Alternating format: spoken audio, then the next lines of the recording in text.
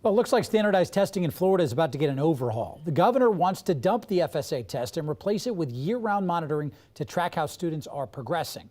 FSA testing is the high-stakes end-of-the-year test that determines a school's grade and whether or not a student graduates. Now, the governor hopes to replace it with check-in tests, if you will, which will basically consist of 3 tests throughout the year. The goal is to give families and teachers more timely feedback. The governor hopes to have the new plan in place for next school year. Now, Governor DeSantis said it's a big deal, and the state's largest teachers union is calling the move a win as well. They said in a statement that the FEA looks forward to continuing to work on how Florida assesses K-12 students and teachers so we can get it right in the long term. A student's future shouldn't hang on one high-stakes, make-it-or-break-it test, and one test shouldn't dominate weeks that could otherwise be used for meaningful instruction. Now, even those who normally disagree with the governor are praising this move.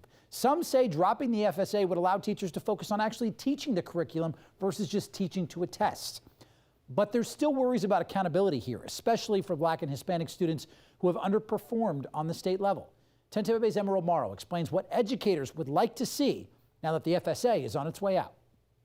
Yes, we're going to continue to make sure that we're measuring results. When Governor DeSantis announced the end of the FSA, educators rejoiced. The testing that we've been doing for the past so many years, I was not in favor of it, even though I was a principal. For years, Ray Tampa ran Lakewood High School in South St. Pete and says annual tests like the FSA did nothing to help close the achievement gap among minority students, like those who attended his school. You don't use one test at the end of the year to say this school is an A school, B school, whatever. One test, I've never agreed with that. The standardized FSA measures how well students are doing in English and math, and data shows Black and Hispanic children lagged far behind their white peers, something that became evident to Trinia Cox, who for years taught freshmen at St. Pete College. The students were not prepared to write essays because they didn't understand vocabulary, they didn't understand sentence structure. Educators and local leaders say while they are glad the FSA is going away, there still needs to be accountability for all students, especially struggling ones.